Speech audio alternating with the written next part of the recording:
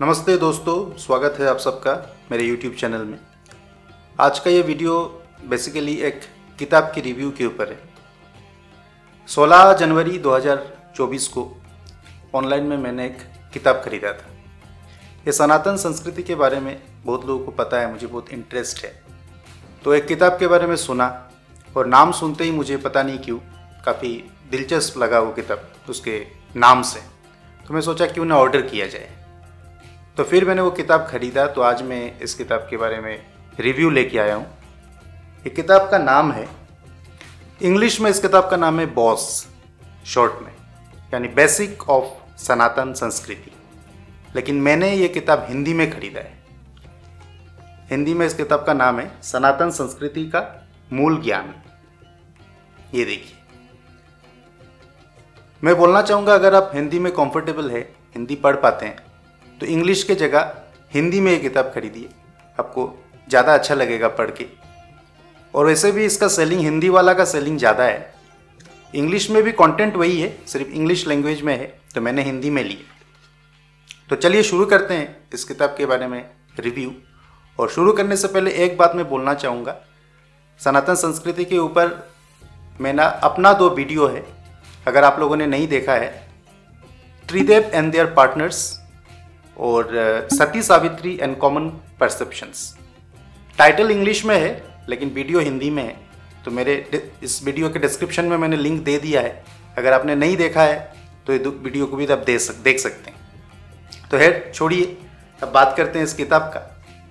पहले तो इस किताब में 11 चैप्टर्स हैं और ये किताब के राइटर हैं प्रतीक प्रजापति जी। मैं प्रतीक जी को हाथ जोड़ के बहुत ही धन्यवाद कहना चाहता हूँ कि इन्होंने काफ़ी अच्छा, इनका एक जो इनिशिएटिव है इस तरह का किताब लॉन्च करना, पब्लिश करना। आजकल की युवा पीढ़ियों को जानना चाहिए, हमारे सनातन संस्कृति को काफ़ी सरलता से इन्होंने यहाँ डिस्क्राइब किया है।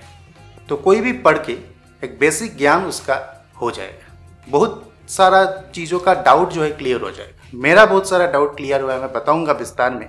तो चलिए शुरू करता हूँ। पहले तो मैं जैसे बताया कि 11 चैप्टर्स हैं। पहला है कि आत्मा जीव का मूल ज्ञान, परमात्मा भगवान ईश्वर का मूल ज्ञान, देवी देवता का मूल ज्ञान, प्रकृति का मूल ज्ञान, योग का मूल ज्ञान, धर्म, कर्म, ब्रह्मांड, समय या फिर काल, शास्त्र और अंत में सनातन संस्कृति।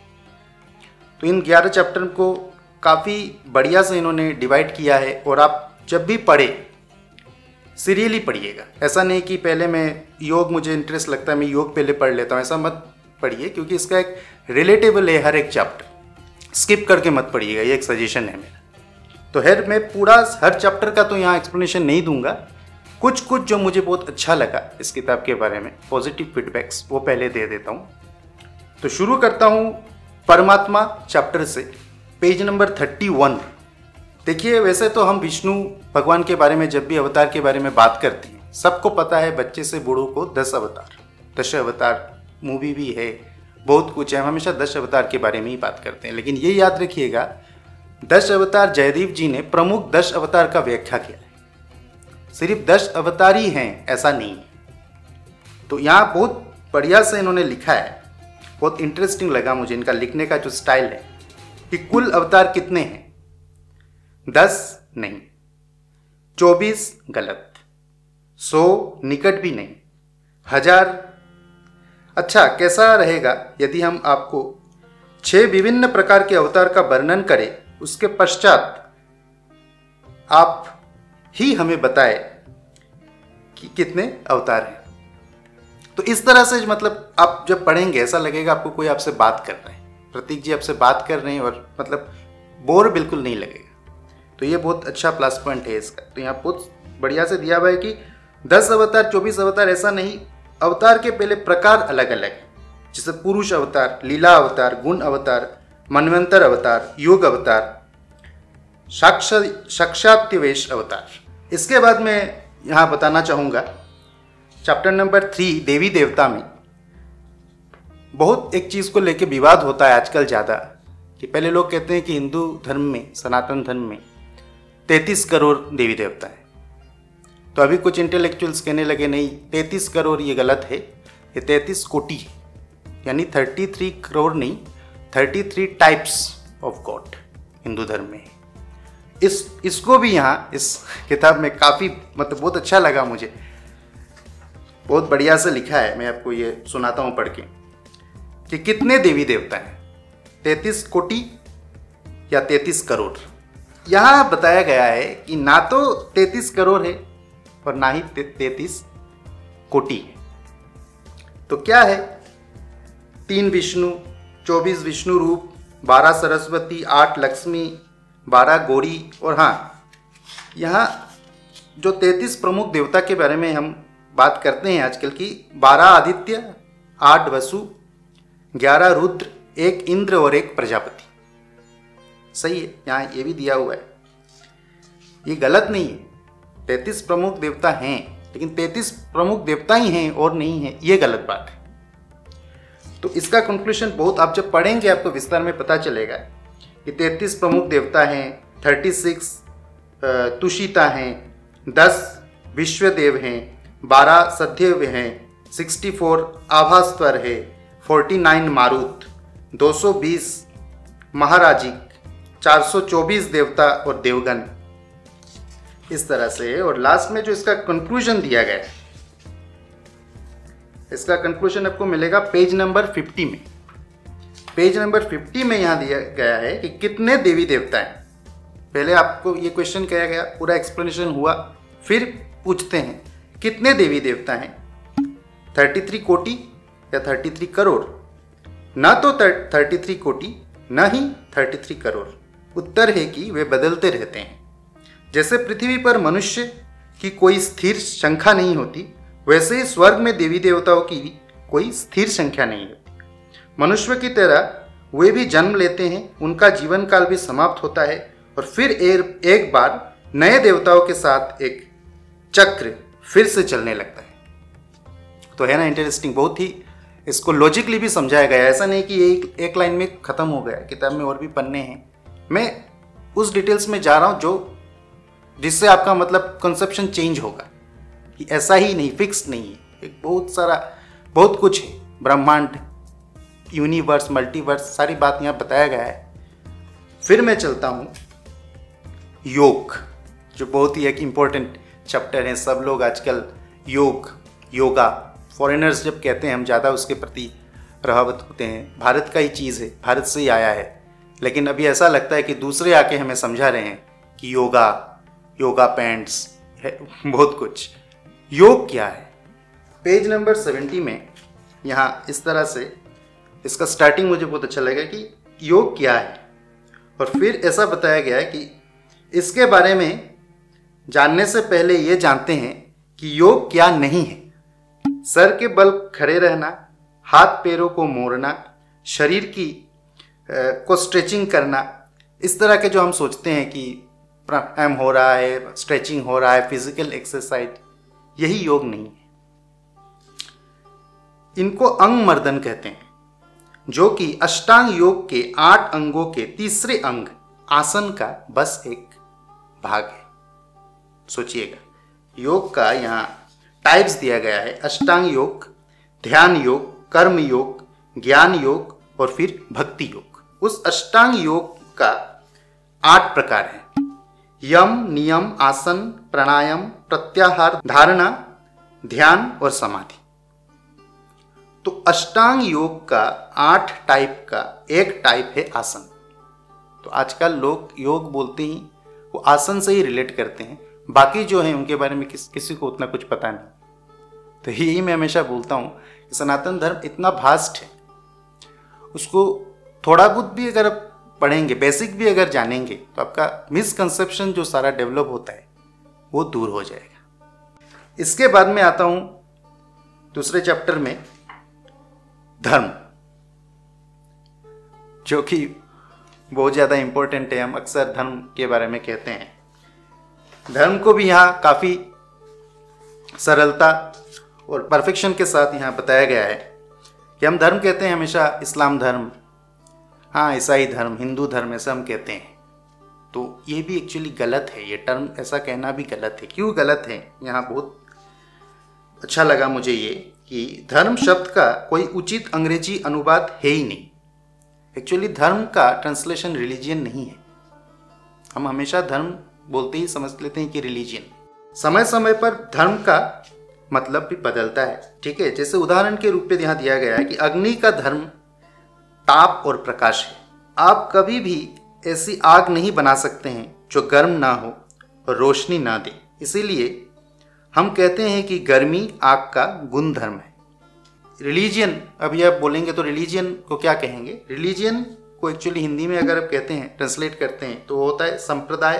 तो कोई भी संप्रदाय को हम रिलीजन कह सकते हैं, लेकिन धर्म रिलीजन नहीं है।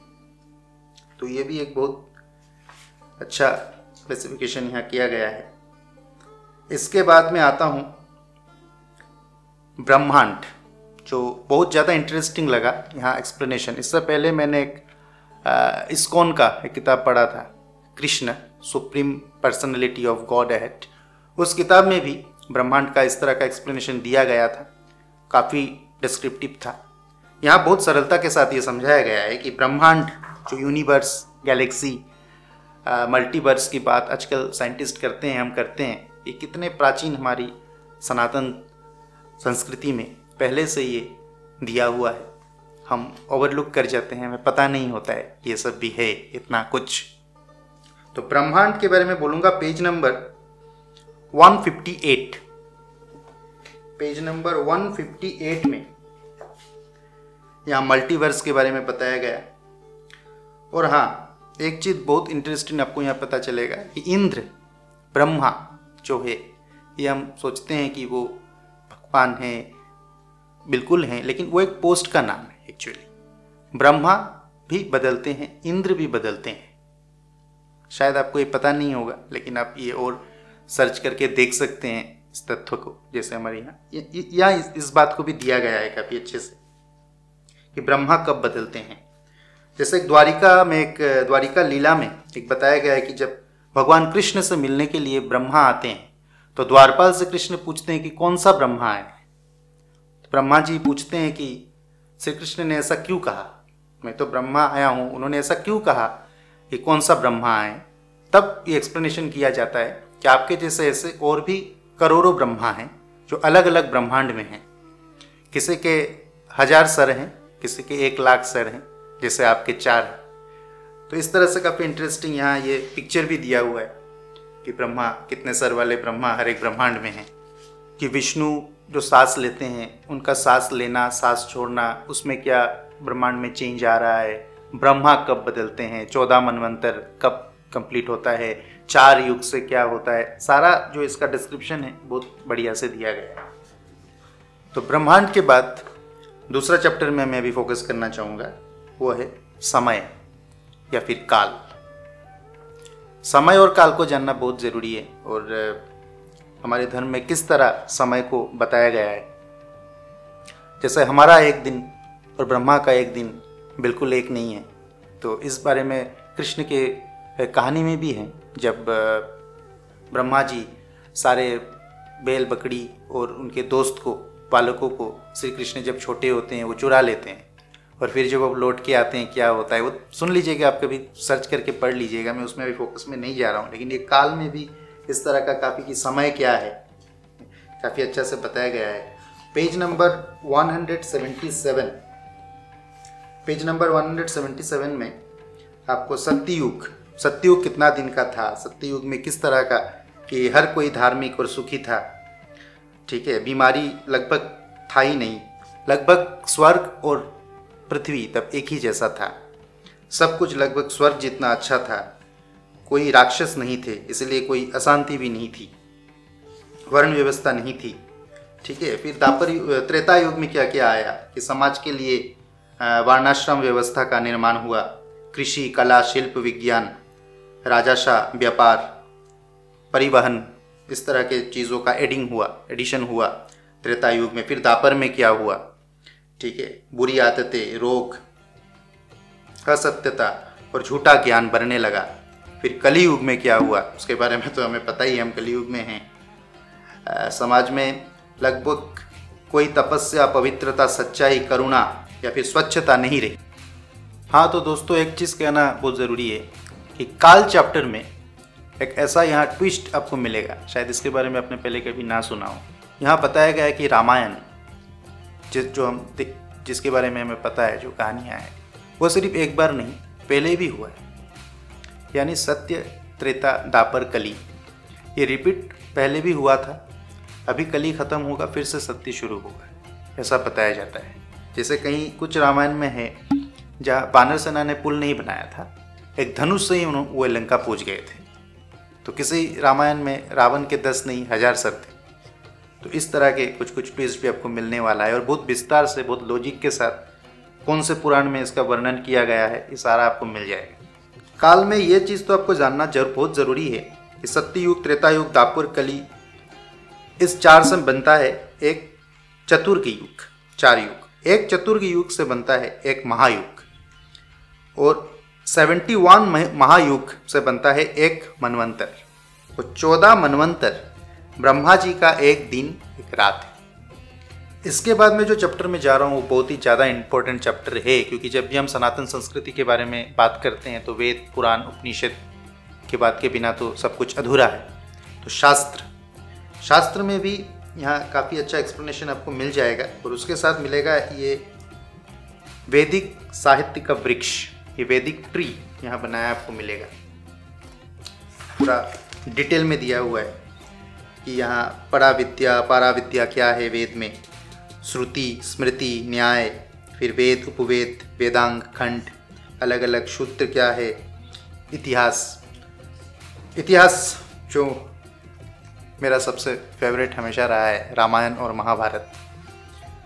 जैसे कोई बोलते हैं कि वो माइथोलॉजी है, मिथ है, लेकिन हमारे शास्त्र में रामायण और महाभारत को माइथोलॉजी नहीं, कोई मनगढ़ंत कहानी नहीं, इतिहास बताया गया है। इसके साथ साथ आपका वेद के बारे में भी, कौन सा वेद, जैसे ऋग्वेद पेल मुनि द्वारा संकलित हुआ है, यजुर्वेद वैशंपायन मुनि द्वारा संकलित हुआ है, सामवेद जैमिनी मुनि द्वारा संकलित हुआ है, अथर्ववेद अंगिरा मुनि। एक डाउट मेरा काफ़ी सालों से था, बचपन से मैं सोचता था कि अलग अलग जो पुराण यहाँ दिया गया, देखिए विष्णु पुराण, वायु पुराण, शिव पुराण, नारदीय पुराण, अग्नि पुराण, तो मैं सोचता था कि अलग अलग पुराण में हर एक अलग अलग बातें बताई जाती हैं। जैसे विष्णु पुराण में विष्णु को बड़ा बताया गया है, शिव पुराण में शिव को, तो इससे कन्फ्यूजन फैलता है, ऐसा सोचता था। तो इसका भी एक काफ़ी अच्छा एक्सप्लेनेशन यहाँ दिया गया है कि ऐसा क्यों है, अलग अलग पुराण में अलग अलग बातें क्यों कही गई। तो इसका उत्तर मैं अभी आपको नहीं दूंगा, क्योंकि ये एक्सप्लेन करने में काफ़ी टाइम लग जाएगा, आप इस किताब में आपको मिल जाएगा। लेकिन मेरा ये जो डाउट है इस किताब से दूर हुआ, तो इससे मैं काफ़ी खुश हूँ कि आप शिव को मानते हैं, कोई प्रॉब्लम नहीं है, विष्णु को मानते हैं, उसमें भी कोई प्रॉब्लम नहीं है, कोई भेद विवाद ऐसी कोई बात है नहीं हमारे धर्म में। यूनिवर्सल एक्सेप्टेड धर्म है, सबको एक्सेप्टेंस यहाँ मिलता है। फिर रामायण में यहाँ जैसे बताया गया कि रामायण पहले, मूल रामायण सबसे पहले ब्रह्मा जी ने नारद मुनि को सुनाई थी, जो फिर उन्होंने वाल्मीकि जी को सुनाई, जिन्होंने फिर उसे संपूर्ण जगत को दिया। और फिर अंत में लास्ट चैप्टर सनातन संस्कृति। सनातन संस्कृति चैप्टर में आपको एक बहुत चीज़ जानने को मिलेगा, बहुत ही इंटरेस्टिंग, और इस किताब के साथ ये पन्ना भी आपको मिलेगा। और एक प्रोजेक्ट ये चला रहे हैं, जो प्रोजेक्ट का नाम है प्रोजेक्ट गोल्डन बर्ड, सोने की चिड़िया भारत को कहा जाता था। ये सोने की चिड़िया भारत को अभी क्यों नहीं कहा जाता है, कैसे फिर से हम भारत को सोने की चिड़िया बना सकते हैं, कैसे हम सनातन संस्कृति के बारे में और अच्छा से जान सकते हैं। प्रतीक जी का एक यूट्यूब चैनल भी है, वेदुकेशन। ये किताब पढ़ने के बाद अगर आपको इच्छा जगे और कुछ जानने का, शास्त्र के बारे में जानने का, बहुत ही लॉजिक से वो समझाते हैं। वेदुकेशन चैनल को मैंने भी सब्सक्राइब किया है, आप भी सब्सक्राइब कर सकते हैं। तो आशा करता हूँ ये वीडियो आपको अच्छा लगा।